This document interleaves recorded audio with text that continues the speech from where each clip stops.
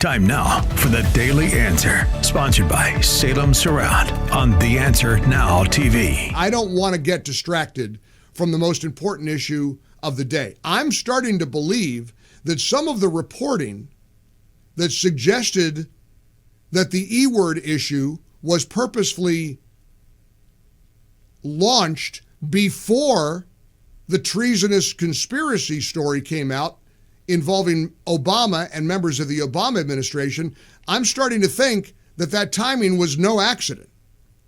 In fact, there are people who insist that this was a big setup, that let's get the shiny object here, let's get the salacious stuff, let's get people all excited about the titillating story, and let's not let the impact of a president of the United States and his team actively and aggressively sabotaging a presidency because they hate Donald Trump so much, trying to subvert the will of the American people. A treasonous conspiracy. That, to me, is the only story that matters. A lot of people have wondered about presidential immunity for Barack Obama, because if indeed he directed an effort to harm the Trump presidency with a phony, fake, debunked, ridiculous Russia collusion hoax, is that treason? And if so, does Barack Obama face consequences? President Trump was asked about that moments ago before he boarded Marine One outside the White House. On presidential immunity would apply to former President Barack Obama and what you're accusing him of doing. It probably helps him a lot. Probably helps him a lot, the immunity ruling. But it doesn't help the people around him at all. But it probably helps him a lot. He's done criminal acts, there's no question about it. But he has immunity, and it probably helped him a lot. Trade agreement you're looking to sign too. He owes me big. Obama owes me big. Obama owes me big. He will likely receive presidential immunity. Doesn't mean his legacy won't be in tatters. And for a guy like Obama, the legacy is all that matters. Last night, Jesse Waters played a powerful montage to remind us that it wasn't just these government officials like Comey and Clapper and Brennan and Obama. It was the media. Media had to be all in on this. In order for this to be effective, and it likely was to some degree, Trump's presidency in the first term was hobbled. Just as it will be if Republicans lose in the midterms next year. If the Democrats take the House and the Senate, we're going to be back to impeachment extravaganzas again. It'll be any day that ends in Y, we're going to have an impeachment conversation, which will be a nightmare. It'll be a nightmare for Trump and the administration, but most of all, it'll be a nightmare for America. It'll be a nightmare for the country. And we just can't let that happen. As hard as we fought in November of 2024, we have to double our efforts in 2026. Here's the montage that Jesse Waters played on Fox News as a grim reminder of how the media was all in. The truth is, Tulsi struck a nerve because late last night, all the president's men came crawling out of the woodwork to cry on CNN. Clapper says he did nothing wrong, but he's still lawyering up. Now he knows what it's like. So what will you do if they come after you? What is your plan? Well, I'll lawyer up, I suppose. Already have. You've already hired attorneys in case of an anticipation that this Trump Justice Department could try to prosecute you. We've had sort of perpetual attorneys since I left the government in 2017. Comey's main man, McCabe, also chimed in to claim the FBI said Russia never affected the election. At no time did we ever conclude that the Russians succeeded in entering voting machines and changing the vote tally. Well, I wonder how everybody got this idea then. The Russians definitively hacked the election. Russia hacking the election to elect Trump is the end of our democracy.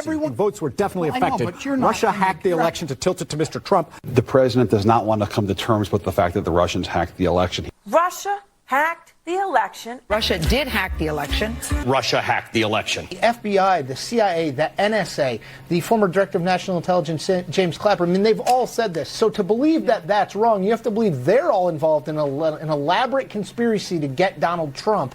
And they were. And the same pundits who were wrong about the Russia hoax don't want it investigated. The report said Putin had no preference who won, Hillary or Trump. Both were going to be bad for Russia. He just wanted to create chaos. Now, after the media called Trump a traitor for 4 years, suddenly calling the president a traitor is dangerous. I think it's a real problem for the country to have a sitting president to say that you are to arrest or prosecute a president. His predecessor has never happened in American history.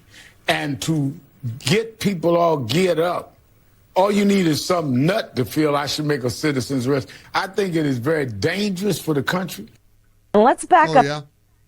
What's the danger to the country, Reverend Al? What's more dangerous? So that was a good segment last night on Jesse Waters' show that included a montage showing all the media types who were screaming that Russia hacked the election. Do you get it? Do you understand the damage? And it goes all the way to presidential candidate Kamala Harris. Here's what she said in 2019. Let's back up and realize what happened. A historic adversary, Russia, trying to figure out how can I take away some of the strength of that place called the United States of America. Well, one of the strengths that they've got, and it's intangible almost, you can't really touch it, but it's strong. When they walk in the room, it's their strength, is that they are a democracy. Imperfect though we may be, right? Flawed though we may be, it's part of our strength. How can we nip at that? Well, one of the greatest pillars of a democracy, especially ours, free and open elections. We are very proud of the fact we've not had any revolutions in recent history. It is through a peaceful transition of power through elections. Our election system, imperfect and flawed though it may be. So they decide to go with that. Well, let's get the American people going at each other to create division and a lack of confidence in this process. And they test out a bunch of subjects. And interestingly enough, the subject that gained the most amount of heat was race. And they had people going at each other. This is all in the, you read the reports and you will see that this is what happened. So, but the fact is Russia interfered. Yep, that's it. Fact is Russia hacked the election. Isn't that rich to have Kamala Harris accuse them of stoking division? I'm telling you what, they've got no shame. These Democrats have no shame whatsoever. 800-655-MIKE. It's 17 past the hour. Welcome in. We're in the Relief Factor studios. Busy breaking news Friday. Got a lot to cover for you today, and I hope you'll join us.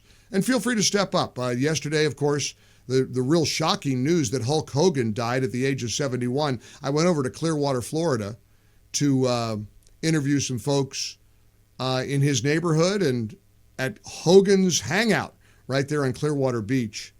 More on that in just a moment. But let's dive in here to all of this. And incidentally, I got a text from Philadelphia just now. You don't want to talk about the E word. You're a coward. I don't want to talk about the E word because every second we talk about the E word is a second we're not talking about one of the greatest potential conspiracies of government corruption in the history of the country. And don't you get it? The Trump critics want us to roll around in the mud and talk about the E word. That's why. You want to call me a coward, Philly? Knock yourself out. Reason I'm not going to keep talking about it, first of all, I'm reflecting, I think, what most of this audience wants, because most of this audience is smart enough to understand what a distraction it is from the things that can bring down some of the most powerful levers of the federal government under Barack Obama.